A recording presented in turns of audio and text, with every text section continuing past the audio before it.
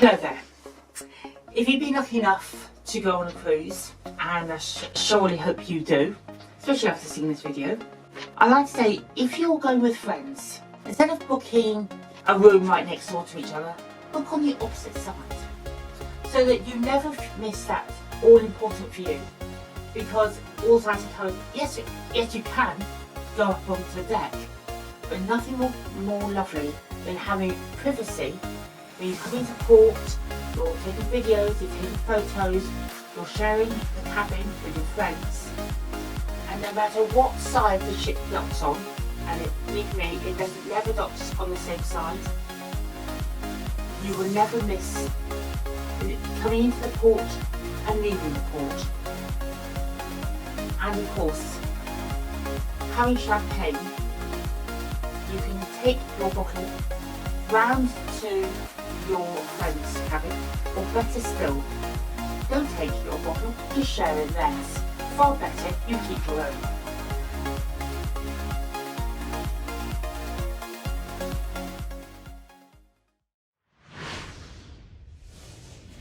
So there you are, you're thinking of going on a cruise, which for Norway is the best time of the year to go.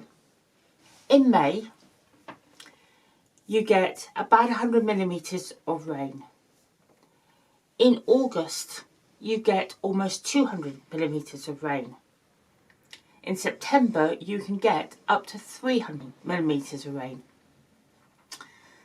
So the best time really would be May, because you're guaranteed of better weather, sunny weather, where snow is still on the mountain tops and blossom on the trees. And the great thing about going in May is on the 17th of May, which is widely celebrated, is a national Norwegian Day. When you go in August, the great thing about August, although you get almost 200 millimetres of rain, you do get a lot of hot sunny weather. But September, go later in the year and you're not guaranteed the sunny weather. You're on Iona and the first port of call is Stavanger. Now, depending on what side of the quay you arrive on, sometimes it can be right, which is right by the bars. Sometimes it can be on the left, which is near the ships. But you have a short walk to the many bars, just so that we can sit down, look at our ship, enjoy Norway and the good beers. My favourite beer is Hansa. For the ones that are very adventurous and want to see a little bit more of Stavanger than just a town, we always recommend the Pulpit Rock. Pulpit Rock overhangs into the field. You get a boat, it takes about an hour, and you travel along some of the really lovely scenery from just a boat, and then you see the Pulpit Rock. Now, lots of people, they want to climb and they want to go to the Pulpit Rock, which you can do, but I would suggest seeing it from the water side.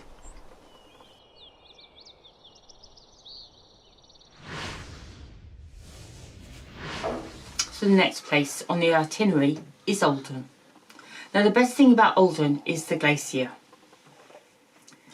And this is because it's quite rare these days to find a glacier that you can actually see and view and take photos of.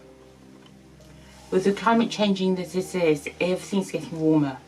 10 years ago, when my husband went to Olden and to view the Viskadal, it was right by the foot of the mountain. This time, as we've seen it with the climate change, it is now halfway up. And in another 10 years' time, it could be at the top and you won't see it and it won't be anything. So if you do want to go to see the glacier, and I would thoroughly recommend this, there's a shuttle bus that takes you to the visitor centre. And from that, you then go up to Viskadal Glacier. There is also a troll car that takes you there as well.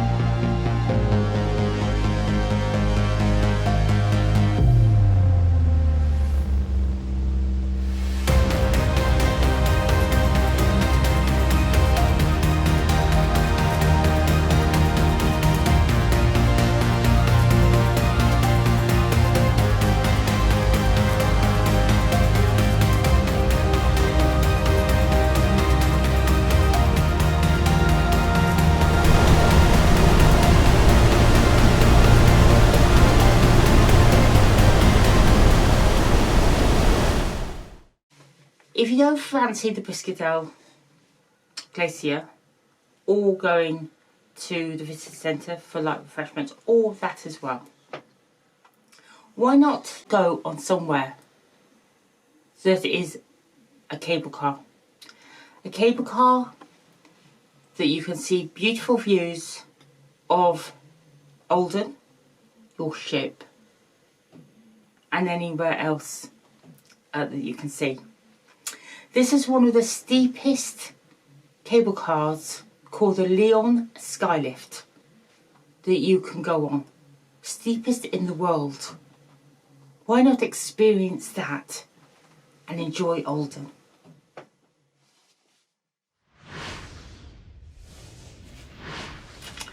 Hi there, so there you are, you've come off the ship. You've gone to tours information and you have gone to book your viewpoints. Now the great thing about booking not on the ship is that you don't know what the weather's going to be. It could be cloudy and therefore you booked your trip, you won't see anything. At least when you get to Geiranger you can see how clear it is, and if it is clear, go to tours information, which is right by where the ship comes in, and you can book your viewpoints, 1, 2 or 3. If you've decided you want to go on the coach to the viewpoints, number 1 is a really lovely viewpoint. You've gone up about 620 metres over or round hairpin bends, seeing the ship getting smaller and smaller, seeing the mountains getting larger and larger, and you can, when you stop, the coach allows you normally about 25 minutes for you to go to the viewpoint. Then you board the coach and you go up to viewpoint 2.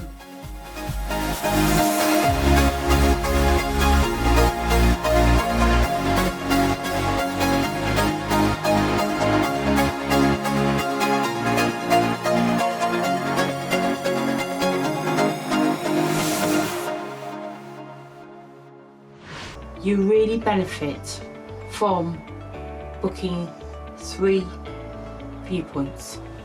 It costs £40.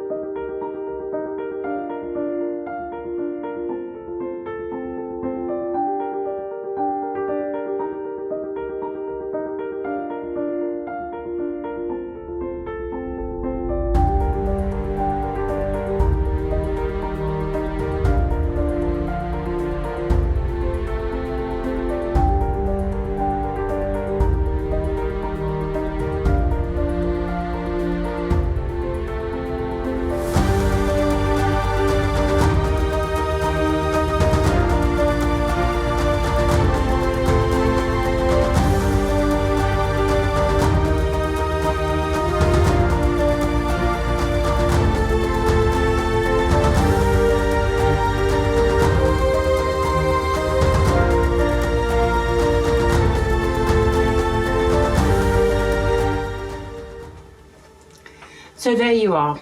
You've now arrived at Bergen. What do you see? Well, when you get off the ship, the first thing you'll notice is the lovely old wooden buildings. These have souvenir shops, and lots of them, bars and restaurants. These are quite close to the fish market, which you can see over the other side of the road. Continue along that road and you'll come to the funicular railway, which goes up the side of a mountain. Up there at the top you will come across not only a souvenir shops, tourist information and a cafe and a restaurant, but up there you will be absolutely amazed of the beautiful scenery that is before you. Bergen stretched out left and right, and you'll see the lovely ship Iona. Take lots of photographs, lots of videos. You will never forget that view. It is one to be held and one always to remember. Come down the mountain where do you go next? You go to the fish market.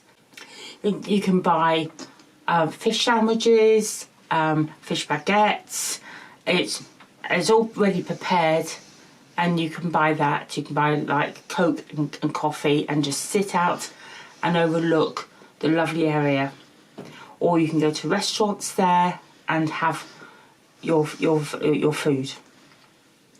It is absolutely beautiful, but you need to plan what you want to do in Bergen, because unfortunately ships don't spend an awful long time there. You get there early morning, you leave early to mid-afternoon. So it leaves too early. Plan what you want to do from Bergen. We always go to the Bryggen. Now the Bryggen is a very old part of Bergen. There they've got lots of craft shops where you can buy clothes, and there's restaurants there, and there's an old Bryggen called, which is a bar.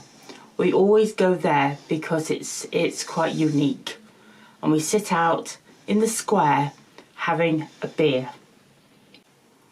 Beer, unfortunately, is expensive, along with a load of other drinks, but at the end of the day, it's an experience to have.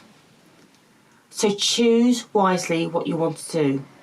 Nothing much nicer than going along to the fish market and having a beautiful sandwich, sitting down, having a coffee or a beer, which you can do quite easily and happily. Enjoy your time in Bergen, but plan it well.